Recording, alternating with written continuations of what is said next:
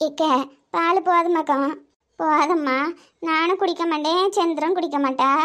அவனுக்கும் அப்புறம் யார் பூரணிக்கு பிறகு மருமவளுக்கு 3 பேருக்கு தான். சரிக்கா. சாயந்தரமும் அதே மாதிரி 1/4 லிட்டர் எடுத்து வச்சிடலாம்ல?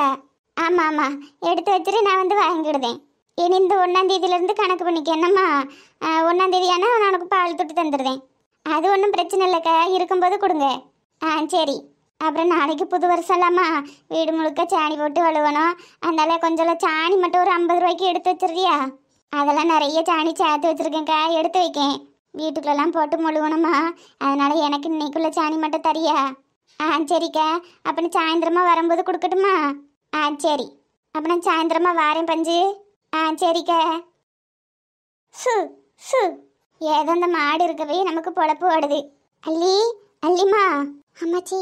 எம்மாடி, இந்தா இதில் பால் இருக்கு, நல்ல பசுமாட்டு பால். இன்னையிலேருந்து தான் வாங்கியிருக்கேன். இனிமா டெய்லி வந்து வாங்குறேன்னு சொல்லியிருக்கேன், சாயந்தரமும் காலையிலையும். ஐயா அம்மாச்சி, எதுக்கு அம்மாச்சி இதெல்லாம்? எம்மாடி, அன்னைக்கு தான் உனக்கு பாக்கெட்டு பால் குடிச்சு உடம்பு சரியில்லாமல் போயிட்டுலாம். இனி இந்த பசுமாட்டு பால் குடிச்சு பாரு, உனக்கு உடம்புக்கு ஒத்துக்கிடுச்சுன்னா இங்கேயே வாங்குவோம். ஆனால் அம்மாச்சி, மாட்டுப்பால் ரொம்ப விலையா இருக்குமே. என்னம்மா பெரிய வேலை, அதை விட 1 ரூபா தான் அதிகம். 1 ரூபாயில் நம்ம என்ன சேர்த்துற போகிறோம் சொல்லு. உடம்ப நல்லா தேத்துங்க. இந்தா 3 பேரும் காப்பி போட்டு குடிங்க. அம்மாச்சி உங்களுக்கு? எனக்கு 1 கிளாஸ் வர காப்பி மட்டும் கொடுமா. சரிங்க அம்மாச்சி. அம்மாச்சி, நான் உங்ககிட்ட ஒன்று கேட்கலாமா? என்னம்மா கேட்கணும்? தயங்காம கேளு. நாளைக்கு புது வருஷம் பிறக்குதுல, துணி எதுவும் வேணுமா? அத்தை வந்துடட்டும், சாயந்தரமா கடைக்கு வேணா போயிட்டு வருவோம். ஐயா அம்மாச்சி, அதெல்லாம் இல்லை. அப்புறம் வேணுமா? நான் வேலைக்கு போகலான் இருக்கேன் அம்மாச்சி. எம்மாடி, என்ன சொல்லுத? ஆமாம் அம்மாச்சி, படித்த படிப்புலாம் வீணாக போகுது. அதான் ஏதாவது வேலைக்கு போகலான்னு பார்க்குறேன். மாதம் ஒரு 20,000 ரூபா சம்பளம் இருந்தாலும் ஏதாவது ஒரு செலவுக்கு ஆகும்ல அம்மாச்சி. எம்மாடி, ஏதோ உங்கள் அத்தை குடும்ப கஷ்டத்தால் வேலைக்கு போனா. இப்போ பாரு, அவளே நினச்சாலும் அந்த வேலையை விட முடியல. அந்த வேலை அவளை பிடிச்சிக்குது. என்ன பண்ணுறது சொல்லு? இந்த நிலமை உனக்கும் வேணுமா? இல்லை அம்மாச்சி, வீட்டில் சும்மாவே இருந்து ஒரு மாதிரி இருக்கா அம்மாச்சி. நான் ஏதாவது வேலைக்கு போனால் எனக்கு மனசுக்கு நிம்மதியாக இருக்கா அம்மாச்சி. எம்மாடி, உன் அத்தைக்காரியெல்லாம் அதுக்கு ஒத்துக்கிட மாட்டாமா? தெரியும் அம்மாச்சி, நீங்கள் தான் எப்படியாவது சம்மதம் வாங்கி கொடுக்கணும். எனக்கே இதில் சம்மதம் இல்லைம்மா. சின்ன பொண்ணுமா நீ, இந்த வயசுலேயே கஷ்டப்படணுமா? நீயும் அவனும் நல்ல சந்தோஷமாக இருந்துட்டு ஒரு பேரனோ பேத்தியோ எனக்கு பெற்று கொடுத்தா எனக்கு நேரங்காலம் போகும். அதை பார்த்துட்டே என் காலம் கழிஞ்சிரும். அதுக்கப்புறம் அதுவரை நல்ல பள்ளிக்கூடத்தில் சேர்க்கணும், நகை நட்டு சேர்க்கணும்னு உன் காலம் போகும். அதுக்கப்புறம் வேணால் நீ வேலைக்கு போ. அம்மாச்சி, அதெல்லாம் நம்ம நினச்சா வராது. கடவுள் எப்போ கொடுக்கணுன்னு இருக்காரு அப்போ தான் கொடுப்பாரு. அதுவும் சரிதான். ஆனால் நீ இப்போ வேலைக்கு போக வேண்டாமா? அம்மாச்சி ப்ளீஸ் அம்மாச்சி, நீங்களே இப்படி சொன்னால் எப்படி அம்மாச்சி? நீங்கள் தான் அம்மாச்சி எப்படியாவது அத்தைக்கிட்ட சொல்லி சம்மதம் வாங்கி தரணும். எம்மாடி, ராத்திரி வேலைலாம் போடுவானுவோ, நம்ம குடும்பத்துக்கு அதெல்லாம் சரி வராதும்மா. இல்லை அம்மாச்சி, அது ஒவ்வொரு வேலையை பொறுத்து தான். நான் பகல் ஷிஃப்ட்டு மட்டும் போயிட்டு வரேன். சரி, நீ சொன்னால் கேட்குற மாதிரி இல்லை. ஆல்ரெடி முடிவு எடுத்துட்டு தான் வந்திருக்க போல. இரு, உங்கள் அத்தைக்கிட்ட நான் பேசுகிறேன். அதுக்கு முன்னாடி எதுவும் சொல்லிடாத. சரிங்க அம்மாச்சி. இந்தப்போ உள்ளே போய் காப்பி போட்டு குடிங்க. என்ன இந்த பிள்ளை ஒரே தடவைக்கு வேலைக்கு போவேன்னு ஒத்த கல்லில் நிற்குது. அவள் சும்மாவே ஆடு ஆடுன்னு ஆடுவா.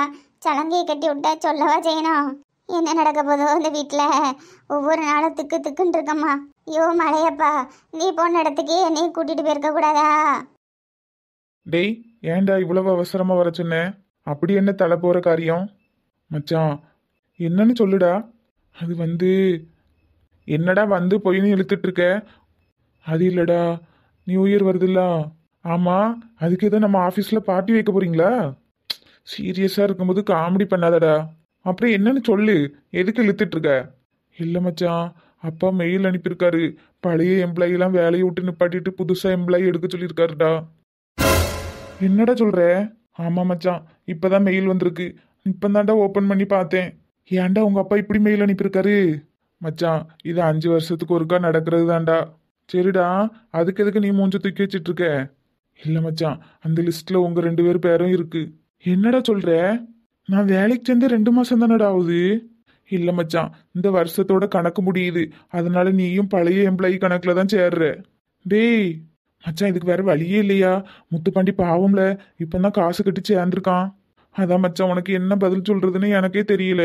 அப்பா கிட்ட பேசவும் முடியாது, ஏன்னா இது அவர் ஆபீஸு. டேய் மாப்பிள்ள, எனக்கு என்ன சொல்றதுனே தெரியலடா. வீட்டுக்கு மட்டும் தெரிஞ்சுன்னா அவ்வளவுதான்டா. மச்சான் இனி மன்னிச்சிருடா. டேய் மாப்பிள்ள, மறுபடியும் நான் நியூ இயர்லேருந்து ஜாயின் பண்ணா நியூ எம்ப்ளாயி லிஸ்ட்டில் வருவேனா? வருவேன் மச்சான். ஒரு 5 வருஷத்துக்கு வேலை பார்க்கலாம். ஆனால் 60,000 ரூபா கட்டணும் மச்சான். டேய் ஏன்டா பகல் கொள்ள அடிக்கிறீங்க நீயும் உங்க அப்பாவும்? டேய் சுதா, உனக்கே தெரியும் தானே நம்ம ஆஃபீஸ் ரூலு. நீயும் 5 வருஷமா இங்கே தானே வேலை பார்க்குற. தெரியும்டா. ஆனால் முத்துப்பாண்டி இப்போ தான்டா வந்து வேலைக்கு சேர்ந்துருக்கான். 2 மாசம் தான் ஆகுது. அவங்கிட்ட இப்படிடா 60,000 ரூபா வாங்க உனக்கு மனசு வருது? ஏற்கனவே அவன் கொடுத்த 30,000 ரூபாய்க்கு என்ன சம்பளம் கூட வாங்கல. அதுக்குள்ள வேலையை விட்டு நிப்பாட்டுறீங்க. டேய் திடீர்னு அப்பா இப்படி பண்ணுவாருன்னு நான் எதிர்பார்க்கலடா. போடா நீயும் உங்க அப்பாவும். டேய் மாப்பிள்ள, உங்க அப்பா கிட்ட எனக்காக பேசி பாரு. அவர்கிட்ட பேசலாம் முடியாதுடா. டேய் அப்ப நான் கட்டின 30,000 ரூபாய்க்கு என்னடா வழி? அவ்வளவுதான் மச்சான், உனக்கு லக்கு இல்லைன்னு அர்த்தம். டேய் நான் என் ஃபேமிலிக்கு என்னடா பதில் சொல்லுவேன்? சாரி மச்சான். போடா நீயும் சாரியும்.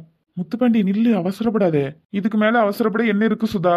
கஷ்டப்பட்டு 30,000 ரூபாய் கட்டுனேன். நீயே பார்த்துல என் ஃபேமிலி எவ்வளவு கஷ்டப்படுற ஃபேமிலின்னு. 2 மாசம் கூட அவளை வேலைக்கு வந்து அதுக்குள்ள இப்படி ஒரு ரூல்ஸ். மறுபடியும் 60,000 ரூபாய்க்கு நான் எங்கடா போவேன்? மச்சான் 60,000 ரூபாய் கட்டினா கண்டிப்பா நீ 5 வருஷம் வேலை பார்க்கலாம்டா. கோடி கோடியா சம்பாதிக்கலாம்டா. ஆமா முத்துப்பாண்டி. நீயும் என்ன சுதா ஆமான்னு சொல்லுற? போட்ட பணத்தையே என்ன எடுக்கலடா. திரும்ப 60,000 ரூபாய்னா நான் எங்க இருந்து கட்டுவேன்? டேய் முத்துப்பாண்டி, யோசிச்சு பாருடா.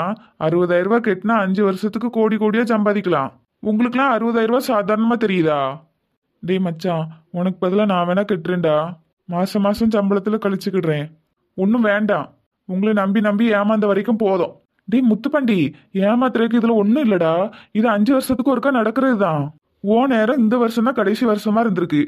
எனக்கு ஞாபகம் இருந்தா கூட நான் சொல்லியிருப்பேன் இன்னும் 2 மாசம் கழிச்சு வேலைக்கு சேருன்னு. எனக்கு ஞாபகமும் இல்லை. இப்ப பாரு, மறுபடியும் நாங்க எல்லாரும் 60,000 ரூபாய் கட்டி சேரதா போறோம். டேய் நீங்களாம் போட்ட காசை எடுத்துட்டீங்க, அதுக்கு அளவுக்கு அதிகமா சம்பாதிச்சிட்டீங்கடா. அதனால கொடுப்பீங்க. நான் இன்னும் போட்ட காசையும் எடுக்கலையே. டேய் மச்சான், யோசிச்சு சொல்லுடா. 2 நாள் தான்டா டைம் இருக்கு. ஆமா முத்துப்பாண்டி, எப்படியாவது கஷ்டப்பட்டு 60,000 ரூபாய் கட்டுனேன்னா இன்னொரு 5 வருஷத்துக்கு நிம்மதியா இருக்கலாம். சரி நான் வாரேன்னு வீட்டுல தேடுவாங்க. டேய் மச்சான், மனசுல எதுவும் வச்சுக்கிடாதடா. அவசரமா ஒரு மீட்டிங் இருக்கு, அட்டன் பண்ணலன்னா அப்பா திட்டுவாரு. வரேன். இன்னும் சுதா இப்படி இருக்காங்க.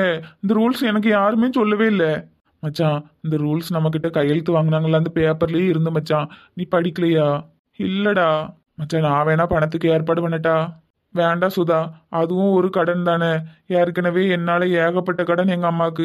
மறுபடியும் பத்தாதுன்னு இதுவுமா நானே பாத்துக்கிறேன்டா. டேய் முத்துப்பாண்டி, எதுவா இருந்தாலும் 2ஆம் தேதிக்குள்ள சொல்லுடா. 2 நாள் தான்டா டைமு. அதுக்கப்புறம் எம்ப்ளாயி எடுக்க மாட்டாங்கடா. என் தலையில எப்படி எழுதிருக்கோ அப்படியே நடக்கட்டும். சரி வாரேனே. டேய் முத்து, அப்புறமா பார்க்கலாம்டா. சரி பாவம், எனக்கு கூட ஞாபகம் இல்லை. ஞாபகம் இருந்தா நானாவது சொல்லியிருப்பேன். முத்துப்பாண்டிக்கு ஏதாவது ஒரு விதத்துல உதவி பண்ணணும். ஏற்பாடு பண்ணுவோம்.